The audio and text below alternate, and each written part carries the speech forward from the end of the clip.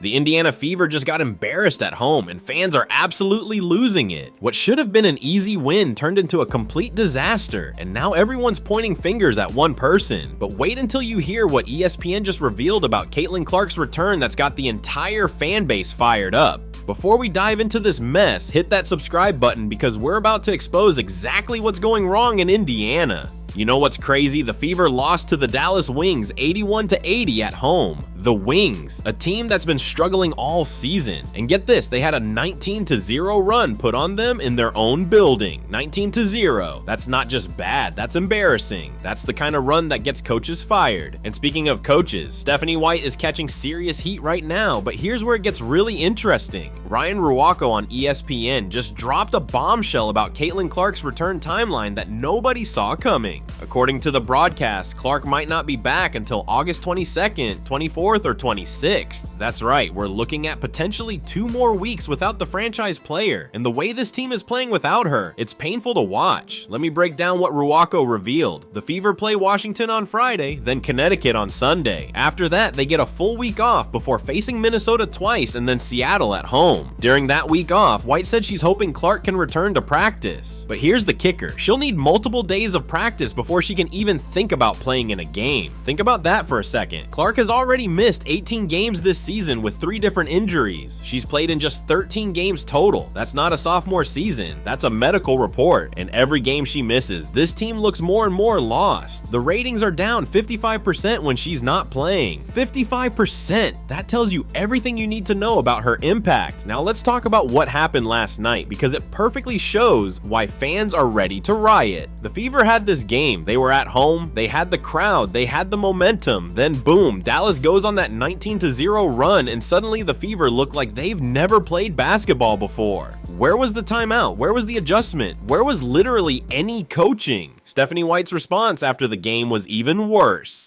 She blamed the refs. She said Aaliyah Boston is the worst officiated post player in the league. She complained about not getting calls. Listen, I get it. The refs have been terrible all season, but you can't keep using that excuse when your team blows double-digit leads at home to bad teams. That's not on the refs, that's on you. And here's what really drives fans crazy. White doesn't believe in riding the hot hand. Lexi Hull was cooking last game, hitting threes left and right. What does White do? Sits her down for Damiris Dantas. Why? Because that's her rotation. It doesn't matter if someone's on fire, she sticks to her predetermined minutes. That's not coaching, that's following a script. Let me give you some context about who Stephanie White really is. She's an Indiana native, played at Purdue, won a national championship there. She was part of the Fever organization as a player and assistant coach when they won their only championship in 2012. She left to coach Vanderbilt, went 46-83 there. Then she coached Connecticut for 2 years, had success there, and now she's back in Indiana. On paper, she should be perfect for this job. In reality, fans are calling for her head 6 months into her return. The numbers don't lie either. The Fever are 18-14 right now, which sounds decent until you realize 4 of those wins came against the Sky. Take those away and they're 14-15, below 500, with a roster that includes Kelsey Mitchell, Aaliyah Boston, Natasha Howard, Lexi Hull, and when healthy, Caitlin Clark. That's a playoff team minimum, possibly a championship contender. Instead, they're getting blown out at home by expansion teams and lottery teams. You want to know the most frustrating part? Last night, with the game on the line, 12 seconds left, White still had her reset timeout. 12 seconds. Your team is falling apart. Dallas is on a huge run, and you're saving your timeout for what exactly? The post-game handshakes? That's coaching malpractice. Any high school coach makes that timeout call, but not White. She let it burn while her team burned down around her. Social media is going absolutely nuclear right now. One fan posted that White needs to look in the mirror and take responsibility. Another said her clock management and rotations are uncorrectable habits. Someone else pointed out that she's had terrible coaching moments in multiple close games this season. The criticism isn't coming from casual fans either. These are diehards who watch every game, know every player, understand the X's and O's. When you lose them, you've got a serious problem. Here's something that really stings for Fever fans. Remember when they fired Christy Sides? A lot of people thought that was harsh. Sides wasn't perfect, but she had the team playing hard and improving. Now, some fans are actually saying Sides was better than White. That's how bad things have gotten. When fans start missing your predecessor predecessor, you know you're in trouble. The split in the fan base is real and it's ugly. You've got one group defending White, saying she needs time, the injuries have been brutal, give her a chance. Then you've got another group saying she's wasting a generational talent in Clark, mismanaging a loaded roster, and making basic coaching errors that even casual fans can spot. The defenders are getting quieter every game while the critics are getting louder. Let's talk about what this means for Clark's return, because that's the elephant in the room. If she comes back August 24th against Minnesota, she'll have 7 games to get back in rhythm before the playoffs. 7 games after missing most of the season. That's asking a lot from any player, even someone as special as Clark. And if White can't figure out how to use her properly, those 7 games might not matter anyway. The crazy thing is, Clark has been dealing with this all season. First, it was a quad strain that kept her out 3 weeks, then a left groin injury for 2 weeks, now a right groin injury with no clear timeline. She went from never missing a game in college to barely playing in her second pro season. She even told reporters this is the first time she hasn't felt like she has a young body anymore. That's concerning for a 23-year-old. And while Clark's been out, the rest of the team has had to step up. To their credit, some players have. Kelsey Mitchell dropped 34 against the Sparks. Aaliyah Boston is averaging career highs. Lexi Hull has shown flashes, but it's not coordinated, it's not consistent, and it's definitely not well coached. It's individual talent trying to overcome systemic problems. You know what makes this even more frustrating? Indiana won the Commissioner's Cup without Clark. They beat Minnesota, the best team in the league. That shows what this roster is capable of when things click, but that was one game. The consistency isn't there. The adjustments aren't there. The in-game management definitely isn't there. White's philosophy seems to be everybody eats, which sounds great in theory. Share the ball, get everyone involved, play team basketball. But when you have a superstar like Clark, sometimes you need to let her cook.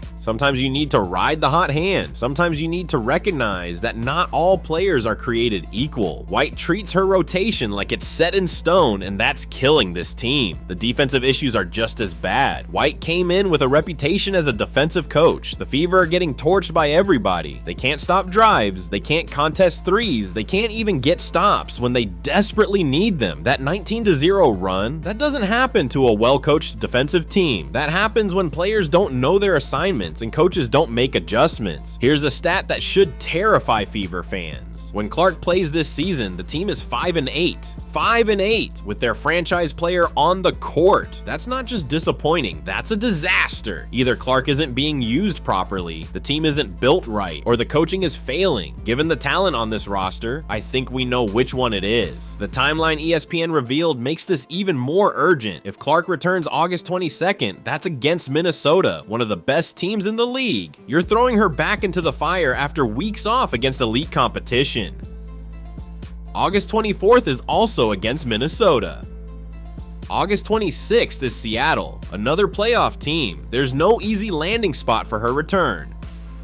White keeps saying they're being cautious with Clark's recovery, prioritizing her long-term health. That's smart, no argument there. But what's the point of being cautious if when she comes back, she's walking into chaos? If the team has no identity, no system, no confidence, you're protecting her body while wasting her prime years. The attendance numbers tell another story. When Clark plays, Gamebridge Fieldhouse is packed. When she doesn't, you can hear individual conversations from the upper deck. The Fever have the most valuable asset in women's basketball, and they're squandering it. The league office has to be pulling their hair out watching this mismanagement. Let me paint you a picture of what last night looked like. Fourth quarter, game tied, crowd on their feet. Dallas starts hitting shots. Fever can't respond. 1 minute passes, 2 minutes, 3 minutes, no timeout. The run keeps going. 5 points, 10 points, 15 points. Still no timeout, 19-0, and finally White calls it, except wait, she doesn't. She lets it keep going. That's coaching malpractice. Even the players seem confused at times. You can see it in their body language. They're looking at the bench for guidance and getting nothing. They're trying to run plays that aren't working and nobody's adjusting. They're playing hard but playing stupid, and that's a coaching issue. When your players don't know what to do in crucial moments, that's on the coach. The Washington game coming up on Friday is massive. If they lose that one, especially at home, the calls for White's job are going to get deafening. The Mystics aren't good this year. There's no excuse to lose that game, but the way this team is trending, nothing would surprise me anymore. You want to know what's really sad? This should be the golden age of Fever basketball. They've got Clark, Clark, they've got a solid supporting cast, they've got fan support, they've got national attention. Instead, it feels like they're wasting all of it. Every game Clark misses is a missed opportunity. Every bad loss is another step backward. The comparison to last year is brutal too. Christy Sides had this team at 20 wins. White's at 18 with 8 games left. Yes, the injuries have been worse, but the roster is also better. Sophie Cunningham came over. The young players developed. Boston improved. On paper, this team should be better. On the court, they look lost half the time. I keep coming back to that 19-0 run because it encapsulates everything wrong with this team. Good teams don't allow runs like that. Well, coach-itched teams definitely don't. When you're at home with your crowd behind you and you let an inferior team do that to you, something is fundamentally broken, and that something starts with coaching. The reveal about Clark potentially being out until late August changes everything. The Fever season might basically be over before she returns. They could be out of playoff position or locked into a bad seed.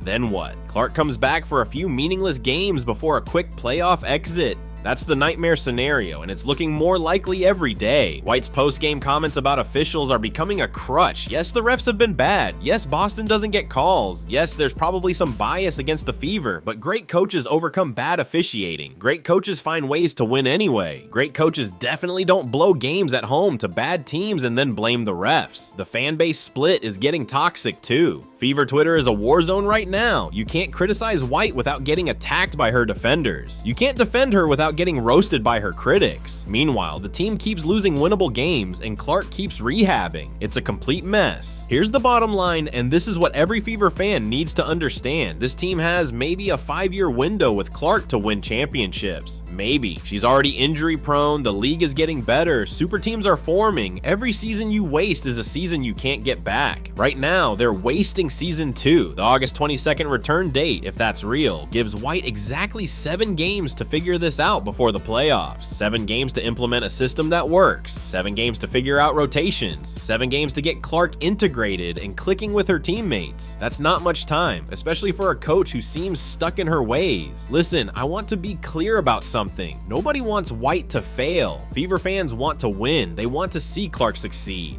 They want to hang banners, but what they're watching right now isn't acceptable. The talent is there, the effort is mostly there, but the coaching, that's the missing piece, and everyone can see it. The pressure is only going to intensify when Clark returns. Every game will be must watch, every decision will be scrutinized, every timeout not called, every bad substitution, every blown lead will be magnified. White better be ready for that spotlight because it's going to be brighter than anything she's experienced. You know what the saddest part is? This should be fun. Watching this Fever team should be appointment television.